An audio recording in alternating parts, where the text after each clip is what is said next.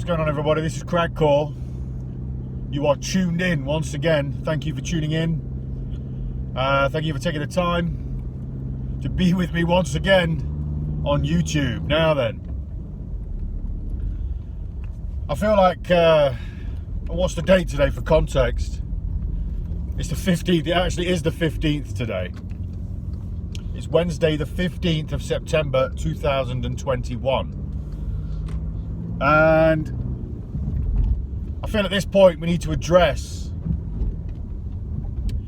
the situation at hand, which has been going on for almost 2 years. Now, I think we forget that, don't we? We forget that this time last year we were being told that we were going to be free by Christmas. Well, it's almost Christmas again. I mean, it's what, fucking, I don't know, 12 weeks away or something? It's not long, is it? Maybe it's a little bit longer than that. But, you know, either way, it's a few months away and we're being told that we might actually be in another lockdown by Christmas. Now, where's the logic in that? At all? Where is the logic in that? I feel as though, you know, we've got to stand up for ourselves here and remember that this has been going on since the start of 2020. It's nearly 2022 now. You know, a pandemic, you know, a really severe pandemic. I mean, you got to look back at in history at the ones that have killed fucking, you know, thousands and thousands and thousands of people. I mean, I'm not saying that this hasn't killed loads of people, but there have been worse ones in the past. This is not by far, you know, on a scale of any of the ones that's happened in the past, in my opinion, you know, my humble opinion. And I feel as though at this point we need to look at it and say, well, have our lives really changed? Because I know that we're being told that we're in a crisis and we're in a state of emergency. I know we're being told all of that. But are we really living in a state of emergency? I mean, are we really living in a crisis right now? Because if you ask me, the only crisis we're living in is the crisis that we face regarding our liberties, regarding our free will, regarding the fact that certain overreaching rules and regulations are being imposed upon society as a whole, which is therefore creating a two-tier society. You know, these things are being imposed due to what it is we're being told is going on, not actually what is, you know, in my opinion, what is really going on. Because if you look around, I mean, I'm driving right now, and, you know, the world hasn't slowed down. The world hasn't stopped. Everybody's going to work. Everybody's kind of just going about their daily business. Now, yes, people are having these tests, and a lot of these tests are apparently coming back positive. Now, what does that mean for the situation? I mean, yeah, these tests are coming back positive, but these numbers of people that are apparently positive for this thing, it's just a positive test. I mean, how many of that number are actually being hospitalized? How many of that number are actually becoming severely ill? And how many of those are actually dying? That's what I would like to know. Because it's quite easy to say, you know, that everybody, you know, thousands of people a day are catching this thing. But to catch it doesn't necessarily mean that you've become severely ill. And it certainly doesn't mean that you've died from it. So, surely, you know, given the reasons for all of this, that's what it should be based on. Because hospitalizations and stuff, that's what it was about to begin with, wasn't it? Because we were told that we had to protect the NHS. That was the original, you know, part of the three things you had to do. It was stay home, protect the NHS, and save lives. Now, the NHS isn't overwhelmed anymore. Because, people aren't being hospitalised in the numbers that were apparently, apparent in the first phase of all of this, when it all kicked off. So, if that's not the case, then why the hell, still the fucking restrictions and stuff?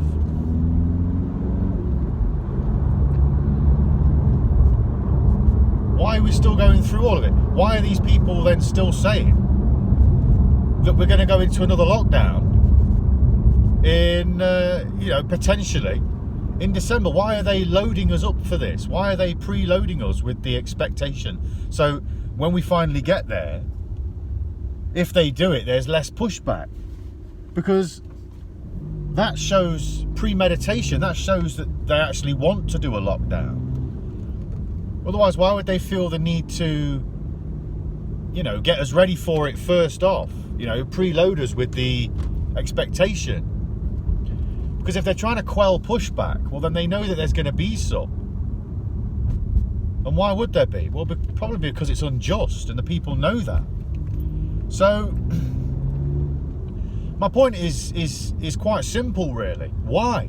Why are we still doing all of this? Why are these people, the government, still giving us all of these restrictions and imposing more and more, when it seems blatantly obvious, to me at least, that this thing has passed? The time to be afraid has passed. And there is also information out there from official bodies that pertains to saying, we're just going to have to get used to this now. It's going to be another thing just like the flu. So at this point, why are the governments then still saying, oh, well, we've got to trust the science, and we've got to, err on the side of caution? I mean, yeah, I understand that. To a degree, err on the side of caution. Nobody wants to, catch a disease and die. I mean, yeah, we're all going to die eventually, and if you respect the fact that you're an eternal being that doesn't actually die, you just kind of just transition from one type of existence to the next, well, then you've got nothing to fear anyway, have you? But all that said, all that aside,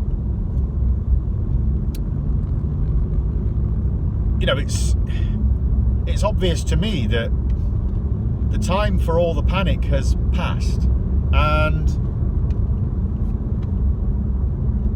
yet the governments are still imposing more and more restrictions. They're still keeping us in this state of limbo. Now, where is this going to take us? Because we have to respect now that nearly 2 years on, we are no further along, really. In fact, we're probably worse. Because where did we start off? We had freedoms, we had our liberties, and so on and so forth. I mean, yeah, this has brought about a realisation, on a mass scale, that the world is run by psychopaths, and more people are starting to see that now. So in that regard, it's been good. And I salute that, and I applaud that. I think that's brilliant. It's about time. But when it comes down to it, we have to accept that before we had freedoms, at least, to choose what it was we wanted to do with our bodies, where we could go, regardless of what it was we wanted to do with our bodies. And now, these simple things are being taken away because of something that, if you open your eyes and look around and actually look at how it is you're living your life and accept that actually there's no difference, there's no change, then why? Because what you're being told on the television is obviously, surprisingly different to what is actually going on in front of your eyes. So why are people unwilling then to see what is going on, which is absolutely nothing? The world is normal. We're living our normal lives apart from the restrictions that have been put in place by the same people that are then, by effect, lying to us about what's going on, because you can tell it's a lie because it's not actually going on in front of your eyes. But the problem is people are choosing to believe all of this. People are choosing to believe the narrative, and that's scary for me, because people are now giving away their freedom, and they're giving away their common sense, and they're giving away their reality, because ultimately they're living a life based on something that isn't a reality. And it's very, very worrying. Now, in psychology, they will tell you that keeping a person in a state of confusion or keeping them in a state of fear is an extremely efficient way to basically control someone's mind, because you can suggest things when somebody is in a state of fear or panic that they perhaps wouldn't usually go along with, but they will because they're in a state of confusion or panic. And the same thing goes with confusion. If you can keep people in a state of confusion, well, then the same applies. But you see, what's going on right now in the world is a mass continued state of panic and fear and confusion, because they work off one another with what's going on. The state of confusion then creates fear as well, and what they're using to create confusion is stuff that's going to make us afraid as well. So it's kind of fourfold in that respect. So these people then that are, number one, benefiting from all of this financially, not to mention the financial gains that these people are, making because of all of this. And then you've got, the implementation of all of these restrictive rules. And, these people want to stay in power, especially now more and more people are able to see that they are perhaps not the right kind of people to be in power and unworthy of our subservience. So at this point, they need to start trying to tighten the noose on society. Therefore, more draconian measures will be needed to stay in power. So they're imposing these things, and also, they're kind of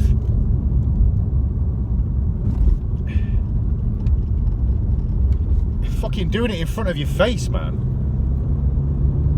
and giving you one bit of information and then giving you a contradicting piece of information.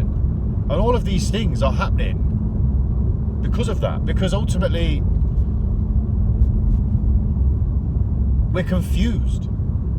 No one knows what to believe, so everybody's just literally believing what they think. And everybody's afraid because the government's telling you to be afraid.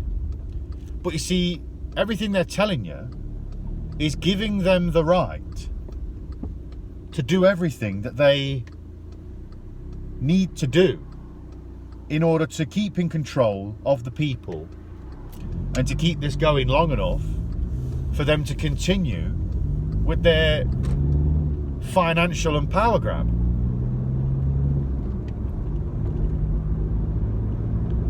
And all we need to do really to stop this is to open our eyes and say, well, dare to look at the world. I know people that have been in a public situation, where they come across different folks all the time, from different walks of life. They haven't been wearing face coverings. They haven't been doing the whole sanitization thing. And they've been in close contact with them, with all of these different people. And they haven't had a single outbreak.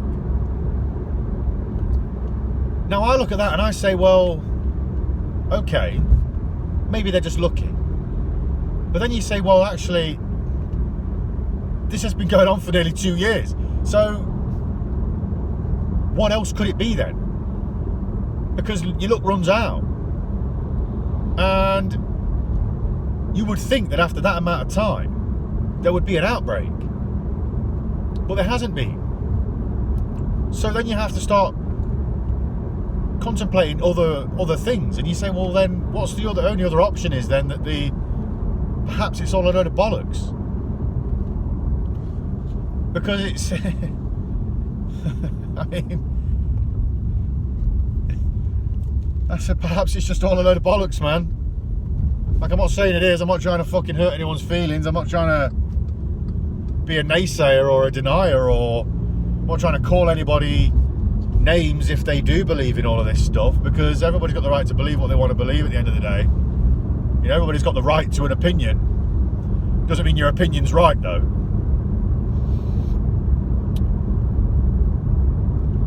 And the truth is, like, you know, as I say, I'm not trying to fucking diss anybody or insult anybody here. But maybe it's just all a load of bollocks, because we're all still, you know, walking around doing our thing. And without the input from the people that are gaining from this, you'd have to say, well, what's really going on? Because if you look at, you know, there's probably nothing then. Because our lives aren't really any different apart from the things that we're doing, that we're being told to do. Like, you know, if you went to the shops and you didn't put a mask on, well, it'd be a normal shopping day, wouldn't it?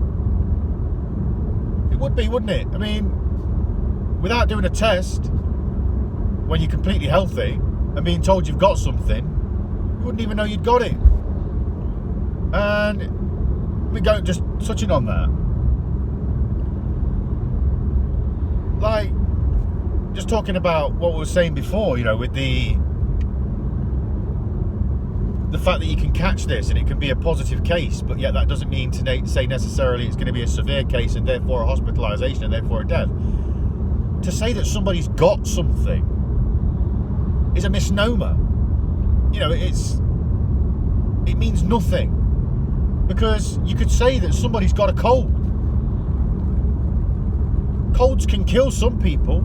Let's face it, if you've got AIDS, a cold is fucking fatal. But, you know, people still fucking walk around with colds, don't they? When you're walking around with a cold doing your shopping, back in the day, you know, because now you can have a cold, but it's you know, it's this thing. Don't say it, but ultimately, you know, how many people had a cold back in the day? Just because they got a cold doesn't mean to say that it's going to be a severe one. Doesn't mean to say they're going to have, you know, severe symptoms. Doesn't mean to say they're going to fucking be hospitalised by it, does it? Doesn't mean to say that they're going to be fucking dead from it. Some people would die from it. Yeah, of course they would. A very small amount. But then only, apparently, a small amount have died from this. So you go, well, the only difference is the fucking propaganda, the input. The only difference with this, to say other things, has been the government input from it, you know, and that in itself should throw up many alarm bells, man. It should sound many alarm bells, because if you know anything about the government and you've been looking at the government and how they are and who they are and how they maintain their power over the people, then you should have every single alarm bell ringing, because these people aren't good and they don't care about the people, you know. They don't do things for the benefit of the people. They do things for the benefit of themselves. So why then on this occasion are they really going to do something when they're in a position to ultimately gain for themselves, which is evident by what it is they're doing, the process of the steps they're taking? They're not going to give that opportunity up for the benefit of the fucking people. They see the people as being lesser beings to them. Make no mistake, that's how they see you, as being a lesser person who is worth less, and your life therefore is worth less. You know, Boris Johnson used to go and burn £50 notes in front of homeless people. Look it up. And I think, well, you know, that's what this kind of guy, you know, that's who this guy is. You know, he doesn't care about the people that are in need. None of these people do. You look at people like Farage and all of them that apparently offer the people, you know, in all of this fucking whatever it was before. I think it might have been UKIP. You know, the UK part, you know, talking to the common man, you know, trying to get in your fucking head with patriotism and all of that. I just think none of them, absolutely none of them are nice people. They all lie, and they are all where they are because they've lied and cheated and deceived to get there. So why then?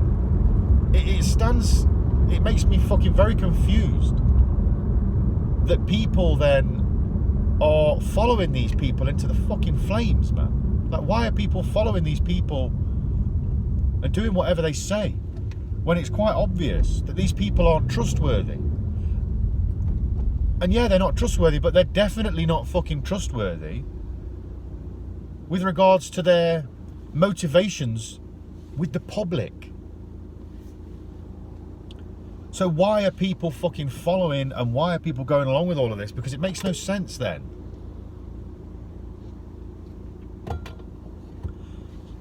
It makes no sense. You know, if somebody had a track record of spiking people with drugs, would you leave your drink unattended near them? No, you fucking wouldn't. Yeah, there's every opportunity they're not going to fucking spike you. But there's a high fucking percentage of fucking probability that they might do, because they've got a track record for it. You know, and even if the probability is very low, would you risk it? You know, would you think, fuck it, I'll trust this person? No, you wouldn't. You wouldn't fucking trust them. I could go through many different, you know, different examples, but what difference does it make? They're all the same. You wouldn't trust somebody who had a track record of being untrustworthy. So, why the fuck are people trusting a group of people that quite clearly don't fucking have a good track record? And the only thing I can think about, the only thing I can suggest as a reason for that is the fear and the confusion. Because you cannot deny that those two elements are extremely apparent in everything that's been happening. In fact, in my opinion, that has been what they've wanted. You know, that has been the fundamental, like, I can't think of the word right now. The fundamental, game plan, let's just say, has been confusion and panic and fear. Because everything they've done, contradictory to what's actually going on, has been creating panic, fear, and confusion. So when you can see people acting irrationally and against the truth of what reality is actually presenting to you before your eyes, you have to accept then that there is an outside influence that is causing these normally rational individuals to act irrationally. And this is where we come in, you know, as individuals, as people. If we've got the ability to help ourselves, to educate ourselves, then we should do. You know, because ultimately only through having the courage to educate ourselves and having the courage to perhaps, I don't know, step out of this fear and step out of this confusion by turning the telly off, you know, stop reading the newspapers, by just living your life normally and not giving into the fear of, you know, you're going to die if you don't fucking do these measures. If you can step out of that, then good. But if you can't, if you're not the kind of person that can do that, or if you know, you know, people that aren't able to do that, then it's up to us, the people that can, to live and lead by that example. Because this is the time where, you know, that is more important than ever. And I would say try, if you can, to educate other people and to, you know, lead the way as best you can, but not by being condescending and aggressive and calling people stupid and, you know, calling them names like fucking anti-masker and like fucking mass sheep. It works both ways, you know. Don't fucking go around calling people anti-maskers and shit like that. We are who we are, and we are making all our decisions based on what it is we've chosen to expose ourselves to informationally. But when it comes to trying to show people that this could potentially be a load of bollocks and perhaps we're being led down a merry path and we're all going along with it due to confusion and fear, then ultimately I think it's our duty, those of us that can see, it is our duty as human beings to to each other, to try and help. You know, because if we are living in a hierarchy, then rather than being a domination hierarchy where we all basically use our egos to fucking dominate each other and call each other fucking names and have this secular state that comes from it, maybe we ought to try and be an evolutionary hierarchy where those that are, you know, less informed, we try and be understanding towards that and try and inform people, but in a way that isn't pushy. You know, all we need to do is ask questions and, you know, say to people, you know, why are you doing this? You know, why do you think that this is happening and all of this kind of stuff? You don't need to say, this is why this is happening, etc., etc., you know, because all that does is tell people that they're stupid subconsciously. You know, you don't know the truth. It's about having a conversation with somebody. It's about having a calm and literal conversation with somebody. And that way you can open up a dialogue and calmly and eloquently express your points of view. And then through that, hopefully, the right point of view will emerge. And if the point of view of, you know, we're being coerced through fear and confusion and panic, is if that point of view is actually correct and it is actually the stronger point of view, then the other person will see that.